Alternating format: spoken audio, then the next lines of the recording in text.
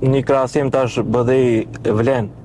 Bujar Osmani para 2 javëve këtu pas se jam duke treguar për një arritje shumë të madhe drejtorin e Filharmonisë, edhe ai e krahasoi me kryeministrin e parë shqiptar. Edhe për atë tha ne jemi më të fortë. E para, dhe më thonë, njerë të numra, dhe më thonë, ato ka pas, BDI ka pas qeveria dhe me 4 ministra. Okej. E dyta, pikërisht ato ne kanë ullë pazarin, se kanë shku të vëmaroja dhe ka pas deklarata publike që kanë pranu edhe pa kryetar parlamenti me këto numra dhe me një minister ma pak të hynë qeveri. Dihet kush ka qenë delegacioni, s'ka qenë bujari, po ka pas 3 figura tjera. Punën e kryeministit unë kom qenë aty.